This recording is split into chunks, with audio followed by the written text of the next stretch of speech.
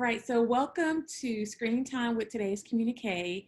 And I am so thrilled and excited to have Dr. Kyle Miller as our special guest today. As we all know, election has basically started. We're in day two of the election cycle of early voting, and we are still wanting to talk about voting, all things that are involved in the process, and what people are thinking about around the state. So welcome, Dr. Miller, to Screen Time with today's Communiqué. Hey, thanks for having me. Thank you, Ken. Let's just jump right in to maximize our time. Sure. But let's tell everyone out there just a little bit about you. I know that you're a filmmaker, um, an elder in the church. You do a lot of community stuff in Eastern Arkansas. Does that sum it up, or just tell us a little bit more about you? Yeah, that pretty much sums it up. And also, I'm the director of the Delta Culture Center, which is a museum of the Department of Arkansas Heritage. So that's is that the King Biscuit Blues Festival? King Biscuit Blues Festival is one of our partners. Absolutely. So you live, work, and play in East Arkansas in the Delta. And so I'm sure you interact with everyone in the community because this is election season and even before.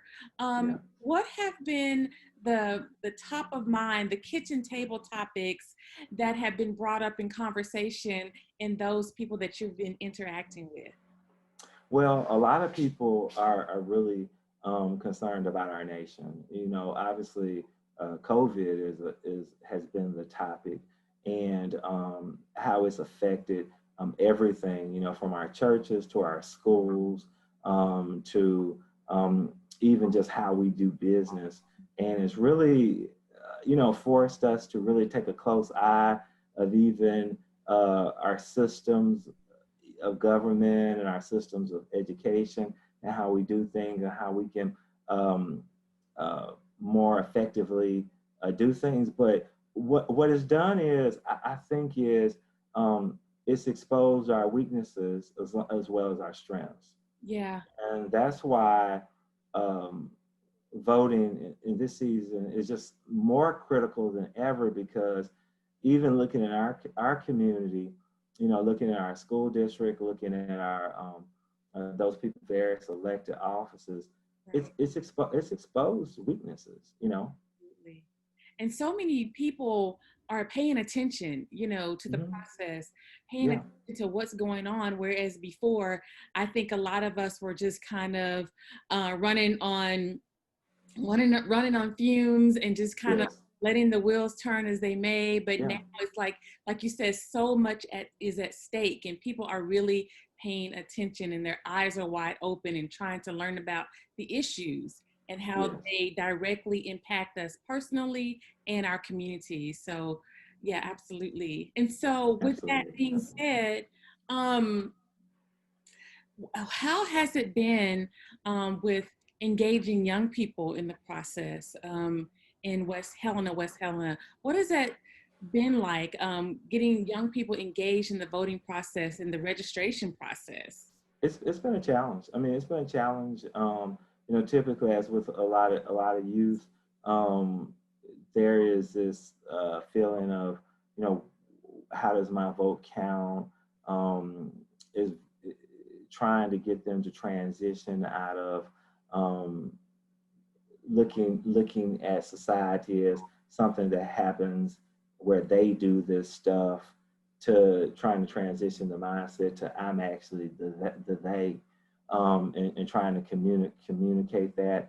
I think that perhaps in the culture of a college environment, it's a little bit easier, because you can kind of correct, within a canopy. But outside of that, it's a little bit more challenging. It really is. And so, how do you specifically and us as a community, how do we engage and motivate and invigorate younger voters to get them involved in the process? Mhm, mhm. I mean, I think we have to make it real. I mean, we have to say, hey, listen, these are the things that and how they're connected with your real life. Yeah. When you go to the store and you're paying, like for instance, in Phillips County, we have now, which is crazy because we're probably one of the poorest, if not the poorest, county in Arkansas, and yet we have the highest sales tax. So when you're paying 10 to 12 cents, a dollar for a purchase, that's because of a vote. That's because of elected officials,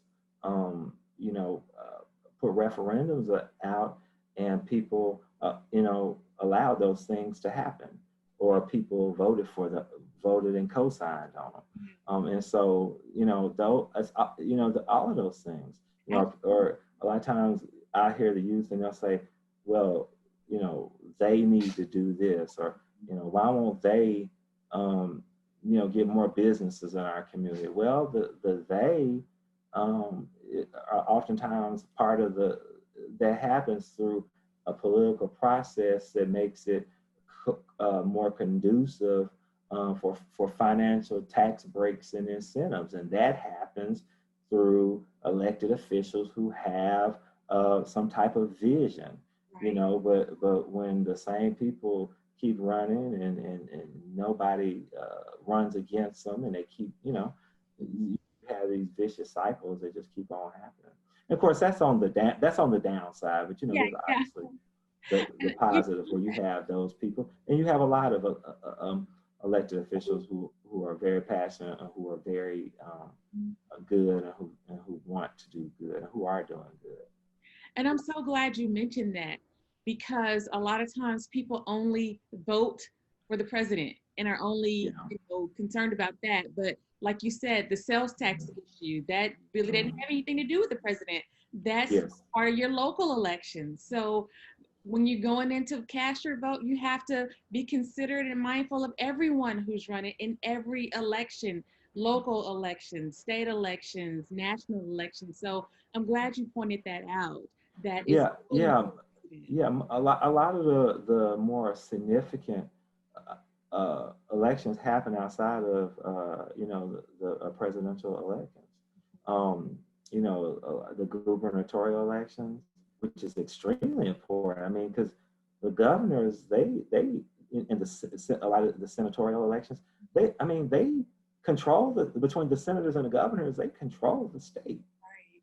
And we look at, in particularly, African Americans, who a lot of times don't vote in those elections, and then we wonder, why these particular people keep winning. And then especially when you're looking in certain states where we have, our people who look like us have a majority, or we have a large population, and Right. it's like, why is that not represented in the electorate? Right. It doesn't make sense, but it's like, because we're not voting. We're not voting. Yeah. And I'm glad you mentioned that too, because it's one thing to be registered to vote, and we want everyone to be registered, everyone who's eligible and of age who can vote. But it's one thing to be registered, but then it's a totally separate thing to actually go out and cast your vote. So Yes. I'm glad you brought that up too, because we can register to vote all day long, but if we don't go to the polls and actually cast our ballots and cast our vote, it's really not doing anyone any good. And it's so much easier to vote now. I mean, you have early voting, that extends past the work hour. You can vote on Saturday. You Yes. got absentee. I Yeah. mean, now they're saying you can vote by mail. I Yeah. mean, There's no excuse. there's so many options, Yeah. that can be convenient for you. Absolutely. Do you see that, um, with a lot of younger voters, do you see an uptick in first time voters, in Phillips County, in Helena-West Helena, where you live and work? Have you seen a lot of engagement with people who are first time voters and are really excited to get to the polls? What has that been like? Well, to be honest with you, there has not been enough push for young voters here. Okay. And I'm glad that we're having this conversation, because um, it's making me realize that we need to do more to reach out for the younger voter. You know, Yeah. we need to do more of that. So Yeah. Absolutely. something that I and others need to pick up the baton and do more of. Absolutely. Um, because the stakes are so high. Uh, Yes, there are so many issues that impact all of us, but have a direct impact on young people, on communities of color, and yes, so we have to be engaged in the process. And I'm glad that you made a mental note and said it out loud hmm that we need yeah, to do more. I Um, can do that. I can do yeah, absolutely. And so just kind of wrap it up and tie a bow on the conversation, why do you vote? I I vote for a lot of reasons. One because I think about, and not to get too you know I don't know what you call it, get too grandstandy, I guess. But I think about my great grandfather who was a slave, Mm. and he transitioned from slavery to through Reconstruction becoming a state representative. Wow. And, you know, the Eastern Arkansas area being majority African American senators and representatives, that this was pre Jim Crow during Reconstruction, and um, the amount of impact that they were able to have in such a very short period of time. And I often think, what would America be like had that momentum been able to continue to grow, had not, um, Jim Crow and all the segregation laws and stuff Yeah. been proliferated, but had um, things been allowed to continue to grow. And that's one of the reasons. And then the other reason is just simple. I feel like if you don't vote, you don't have a right to complain. I Absolutely. say that voting gives you griping rights, and when you don't vote, you don't have a right. You don't have a right to complain. I don't. If I don't vote, I don't have a right to complain. And of course, not that we should always think on the negative side, but so often I see people complaining, and then Mhm. it's like, oh, well, did you vote? Well, no, I didn't vote. Right, right. They're gonna do whatever they want to do anyway. Well, okay, maybe they will do whatever they want to do, but at least I can say, in my sense, I voted and I didn't vote for them, and I Right. know that I don't stand for this. I love And when people don't respond accordingly, we can vote them out. Absolutely. I love that. Voting gives you griping rights. Hmm I've never heard anyone say that. I like Yeah, that. I think I may have to use it. yeah, yeah. Yeah. So this was refreshing. It gives me hope that things can change, Absolutely. but we have to vote. Like you said, Absolutely. we have to get out Absolutely. there and use the power. And like you said, Absolutely. we can't complain if we don't go out and vote. Absolutely. The power is in our hands. We're the public, and if we put the pressure, if we put the response on the politicians to do what it is that we require, then they'll do it. Yeah, They respond to us absolutely. Absolutely. I because like they're only there because we put them there. because we put them there. Yes. We voted. They represent us. Yes, absolutely. Gosh, Dr. Miller, this was good stuff. Yeah, I enjoyed it. Thank you so much. Thank you for the conversation. Thank you. Election season, once again, it's already begun. Early voting has begun.